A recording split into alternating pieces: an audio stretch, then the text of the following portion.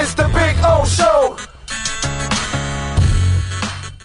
Hey, there he is, the man, the myth, the legend, Omar Kelly. How you doing, baby? You feeling good? Good, man. Kind of fish out of water, not knowing what's happening while I'm talking to you, but what's going on? You don't have like the Twitter up or something, you know, like you know what? I just finished writing Connor Williams' story, so I'm like, I'm out of my element in terms of not knowing what, when you write, you put your head down and you focus on what you're doing. So, all right. Well, after you focused in on Connor Williams, what was the take? Did you like the signing or not? I would have to go through his film to.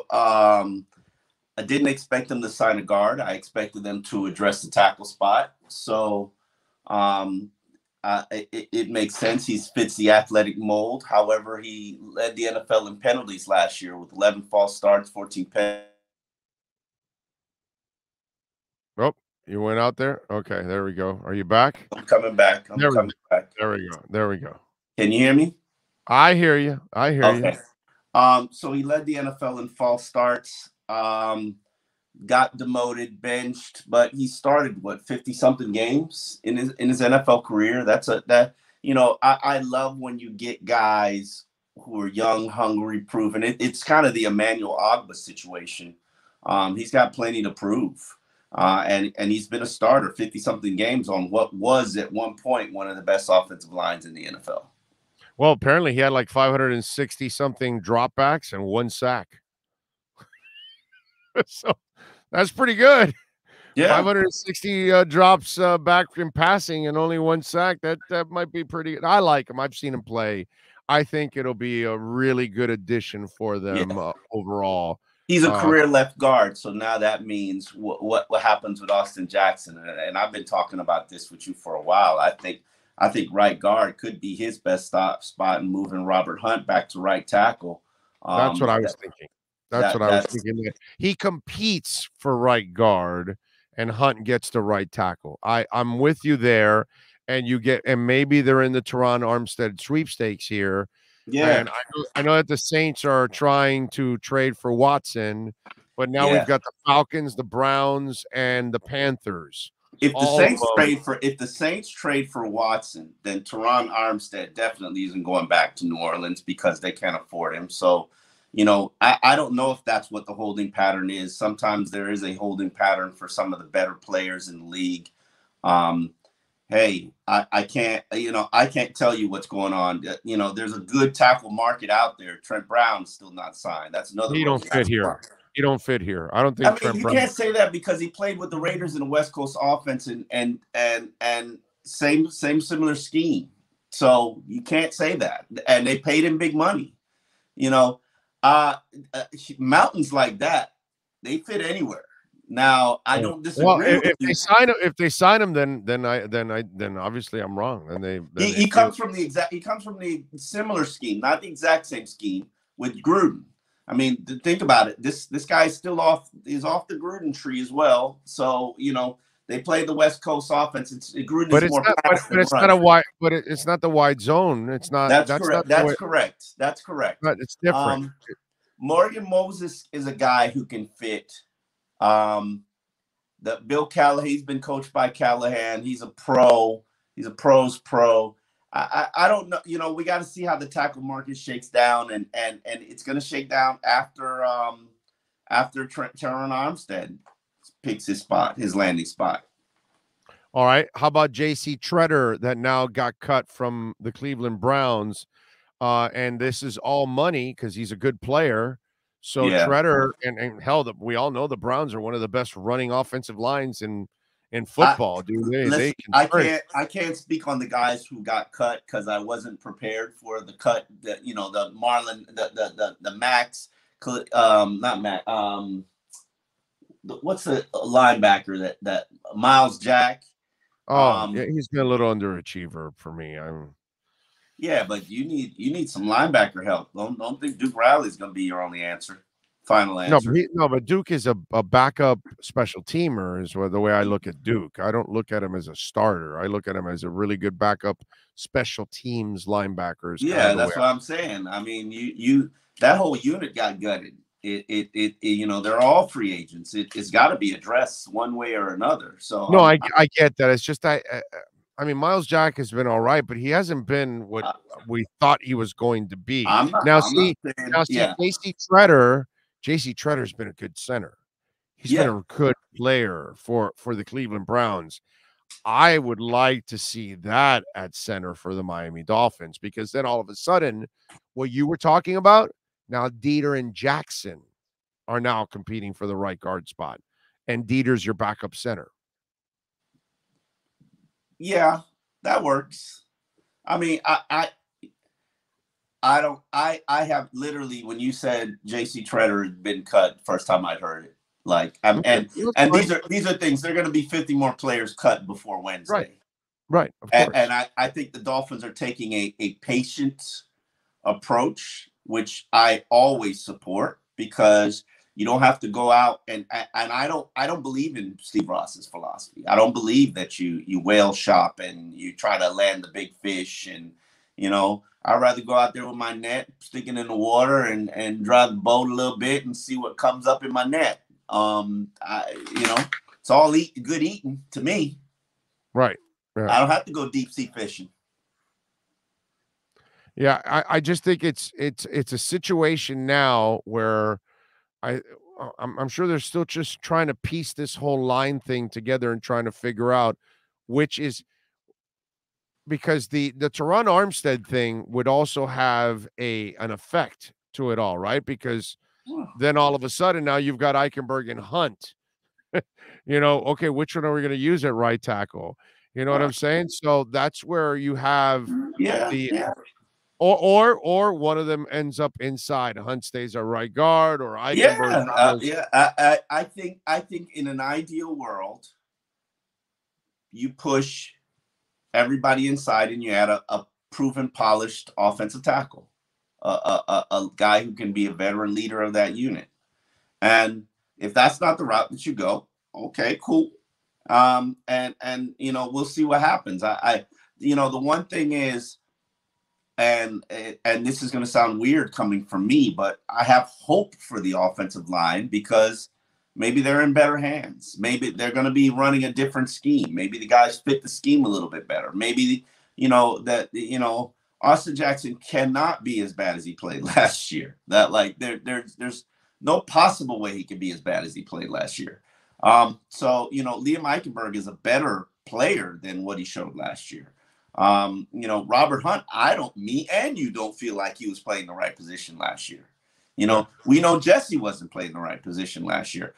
Michael Dieter, is he a starter? Isn't he a starter? You know, doesn't move me. I think you can keep him at center if you don't get a better center. And I think he could be a better center if your two guards are exceptional. Oh, that would be really good for him. But in an ideal world, I would like, at least right now, now that I can't get Jensen and I can't get Ben Jones, which were my 1-2. Then those centers were getting paid. I'm not sure I'm comfortable paying a center more than $6 million a year. I'm just being honest with you. I considering the quarterback you have, I think you have to make sure you have great centers and guards. I think the middle of that line has to be outstanding. And Omar, as you know, my brother, you got no choice in free agency. Very few times you're going to end up with an Agba, and you're going to end up with a bargain, and you got to steal. More often than not, you're going to end up overpaying for all these guys. Absolutely. But I would rather go get one in the draft. Dieter's a free agent next year. We already know he's an iffy player. So go draft a young one. Now, if you want to go sign, by the way, the Boston College guy, I'm kind of hearing. No. Not. I don't want him. I want the Zion Jones, the Boston College guard, and move him to tackle. And move him to center. Move him to center. Okay. And I know their center is. I'm not hearing. Yeah. He's okay. He's a day 3 guy for me. I'm not hearing consistent things about him. He's a day 3 guy, late round, throw him in guy, if not a priority undrafted free agent. Zion Johnson, I might draft him in the first round. Might draft him in 29.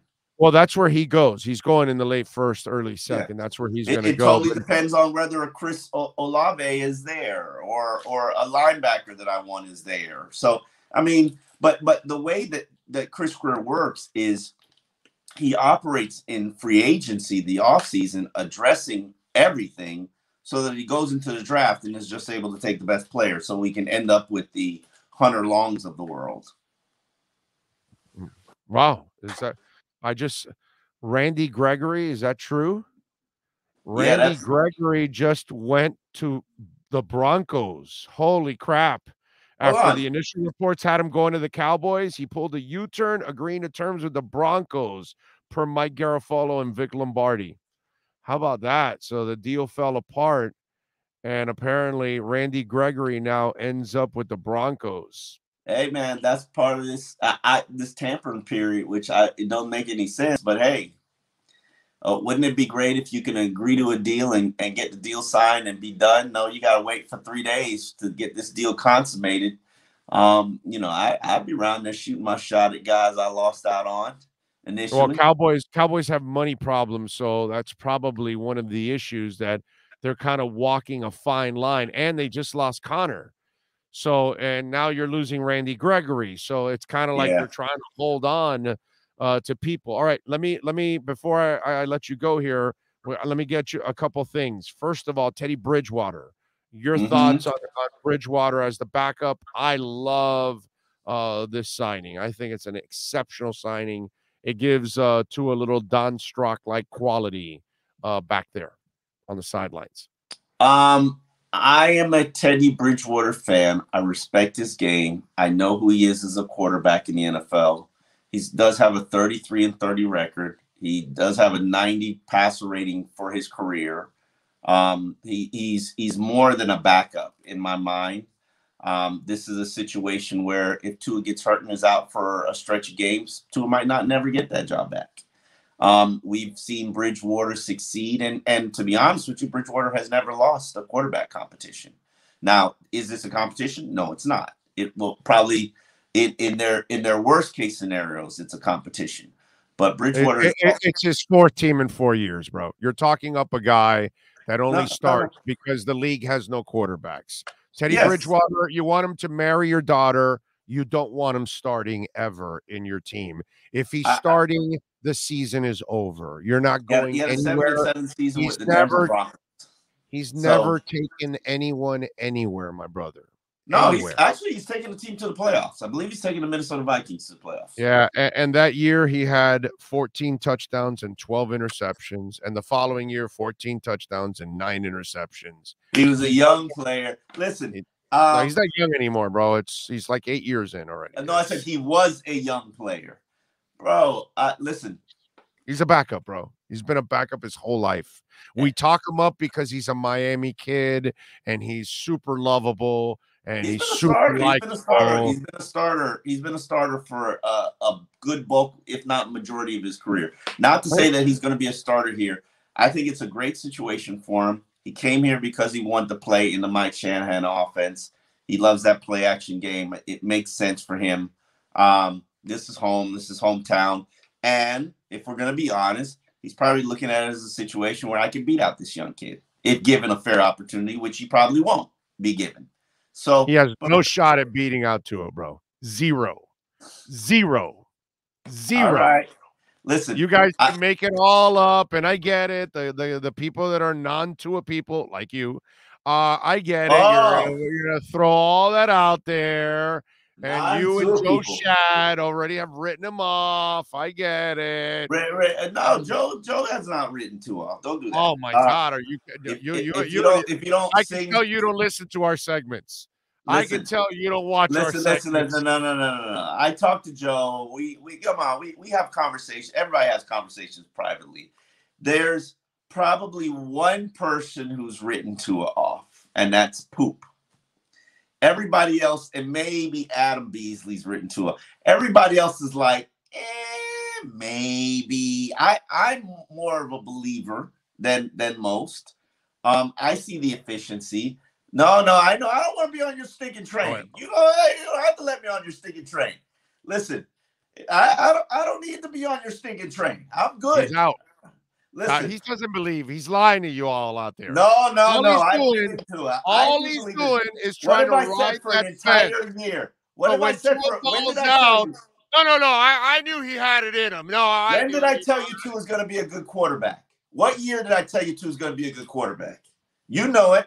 2023. You're off that train already. You say I don't need to be on your train. I don't want to be on your train. Yeah, you can have 2-9. It's not my train. It's the Tua train. You're not on the Tua train. Listen, 2-9. You can lead 2-9. Tua's the conductor, not me. Listen, okay? You can be the board member. You can sit on your great position on the board. I don't want to be on your train. I'm just carrying tickets for the people that get on the train, and you got no tickets. Listen, okay, you will stay at the station and you will watch us leave and kick some ass. Listen, and watch them become elite, top 10, freak everybody out. Listen, if you say top 10 and that's your belief, and I have to say top 10 to be on that train, I don't want to be on the train. I'm not telling you have to be top 10. You just no. believe. That you have to believe. You do not believe. So you can't be on it. I think it's possible. Do I believe? No, I don't believe. So I don't need to be on train. What do you think about Preston Williams being re-signed? That came out of left field. I think that's as useful as Dogecoin. That's what it is. I just think it's. Well, you guys signed him, but I mean, what did they sign him to? They signed him to a 1-year training camp fodder deal. He's got to make the club to even get that check. So listen, there's no guarantees. Here's the thing about Preston Williams. At one point, and I watched these practices, like you folks never saw Preston Williams at his great heights, but the man was dominant. He balled in training camp, of course. That doesn't matter. Yeah, no, it doesn't matter. You're right. But the point is the ability is there. I don't know what's stood in his way. I have no idea what stood in his way the whole time. The ability was there for Jeff George. The ability was there for Jamarcus Russell. Okay, the ability has been there for lots of people in the history of sports, my friend. What I think can help is going out there and being an unrestricted free agent and seeing there is no market for me. Nobody's gonna come save me, and having to go tail in hand and be like, hey, that minimum contract that you were offering, I think I'm interested, I'm ready. And by the way, the teams aren't looking at his practice film of 3 years ago. They're looking at what he is on the field, and he's nothing on the field. I don't know. That's the problem, Omar. You have all that practice film on your phone there, and you freak out on it, but you didn't share it with other people around the league. You need to share it so they can take them off our hands, please. Give them away like Dogecoin. Are you surprised they weren't more aggressive? I mean, Cedric Wilson Jr., I hear, is a very good player. I love that pickup. My idea is he's the slot now. Absolutely. That's what's going to happen. He goes slot, and they move Waddle outside now. That's what's going to happen. Why you made Jalen Waddle a slot receiver last year? I have no idea. Well, you had no offensive people. There was no creativity. You're going to see a real offense this year. You're going to see creativity. You're going to see a whole different thing. And you know what I like also, Omar? It's a 6'2" slot guy. 6'3". That's pretty. 6'3". That's pretty good for a slot guy because Tua that gives him a bigger target in the middle of the field. Also, he's talking about Mike Gesicki's a slot receiver. Right, that's what I love. You're going to have two big people working the middle of the field. I know you're joking here, but I like those two working the middle of the field, big targets for him. What we all envisioned of Waddle, maybe now we'll start seeing the outside stuff now. The last 3 people who got the franchise or transition tag never played for the team that year, right? Who? Oh, really? For the Dolphins? Correct. Wow. Who are the last 3? Charles Clay, Olivier Vernon, and Jarvis Landry, all traded that year. Oh no, Clay. No, they didn't get traded. They signed outright. I was happy about Clay because I always thought Clay was a little overrated. Listen, and the fact that Mike Gesicki's playing chess, not checkers. The fact that he signed that franchise tag, trust me, something's up. And if you sign it so early, and before you even, don't doubt that he's going to put the appeal in, because nobody's leaving nearly $8 million on the table without even trying. Right. Who the hell is sitting on an $8 million lotto ticket and saying, let me not take that to the question is, will he win the arbitration? He won't win the arbitration. So but they might force them to meet somewhere in the middle. That's the ideal situation. But to be honest with you, he should win the arbitration because he has played more snaps at receiver the last 3 years than he has played at From what I understand, if he loses it, he plays on the tender of the tight end. There's no negotiating. There's no harm in that. But no, I know that, but from what I understand, there will be no negotiations. You lose, you play on that tag. There has been no offer made. There has been no offer made. No, the offer is in the tender. That's it. That's all it is. The offer is the tender. Hold on. If you value me and you see me as a person of value, you just gonna slap a tag on me and have no conversation, not even talk about, okay, this is our offer for a multi-year deal. Like, so you don't find any of that disrespectful? So you're reporting there's been zero talks. Goose egg. Okay. All right. Okay. That's and that means there has to have been initial talks at some point last season, leading into the season or during the season, that they knew that they were far apart. Nope. Okay. I don't know what's going on, but he was Gase's pick. It ain't smelling right, bro. So no, because now I know for a fact that Gase is the one that wanted him badly. So maybe that kind of makes sense what you're saying. If he hasn't talked to him, he's just protecting his real estate in the third rounder, and he's not sure that he's going to get back a third rounder in compensatory. So maybe he's just using it and holding it to maybe use it as part of a trade or something. I have no idea. You might be right. I don't know. You might be right. I mean, there aren't a lot of teams with money out there right now, and certainly the tight end market is kind of dried up. Even though there aren't a lot. No, and there's nobody like him available. The Giants kid, Ingram. Oh, he's a sack of injuries, bro. Evan Ingram. He misses a lot of time. He's nothing like this guy. I like his speed. I like his speed, but he can't play up in the air like Gesicki. He does not have the body control. That's fair. Yeah. But I'm talking about a receiver not helping me much on the line kind of player, and he got $10 million. So that lets me know that's. I mean, really, yes, Mike was probably going to kill the market because there's no tight ends out there on the market. So he was going to get to 14. But he never got there, and it'll be interesting to see. I'm watching Tennessee, depending on what they're doing. What are they doing at tight end? And I don't think they've done anything yet. I'm also looking at OJ Howard. Like, that's a young guy that I would love to have here. I don't know what the situation is. But he never became what I thought he could become. Yeah, but I think the potential is still really there. Weird. I mean, Gronk kind of put the kibosh on that. Brady. Yeah, but still, even the 2 years before Gronk, he didn't really take off at all during that time. By the way, before I let you go, Chase Edmonds, you're big on O-line, you're big on the running game. Your thoughts? From what I hear from the evaluators, he is the perfect outside zone kind of runner. He can get to the edges. He's the Deebo Samuel, can catch passes out the backfield, can line up at wide receiver, Jack can pass block. So it's a good fit. Overpaid slightly, but it's this free agency. You gonna pay what you're gonna pay. The price is the price. If you think about it, he does so much that he's gonna be in the game plan mixed up all over the place. So really, $6 million a year is not really that much money if you are going to use him like a gadget guy in a way. So that means he will be a big part of your offense. So really, it might end up becoming almost a bargain because we're looking at it like a traditional running back, and he may not be used just as a traditional running back.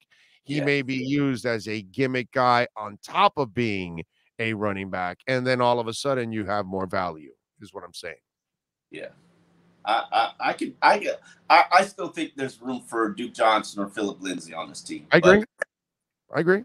And Duke will give you a little punishing run, but it's too early in the process for Duke. That's the problem. We're not in that. If Duke Riley can get $3 million, Duke can get 2.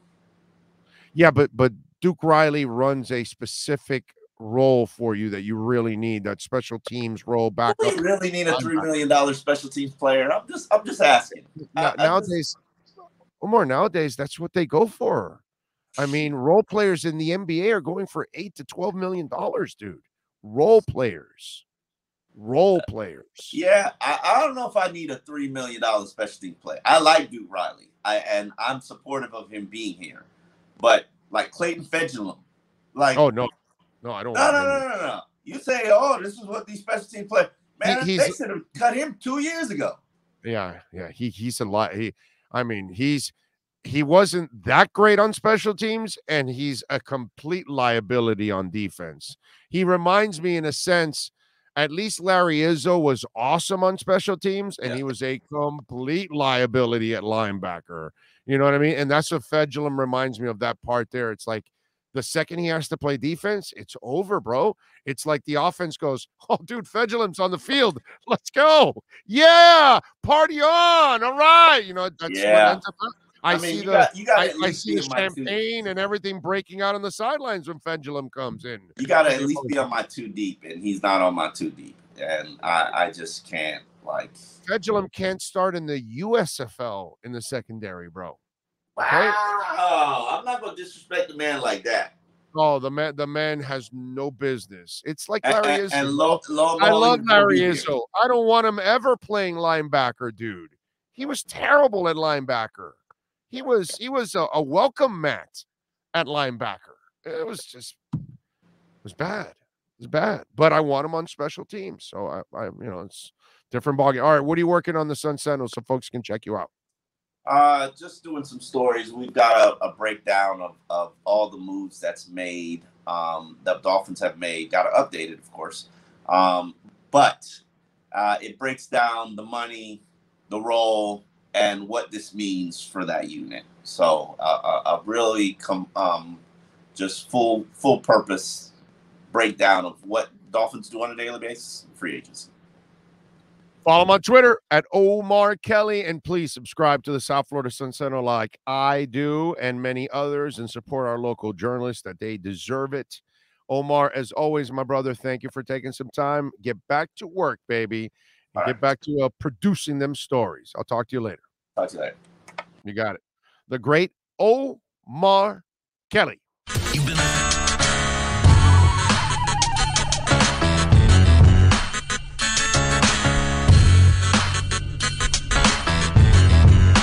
This is the Big O Show.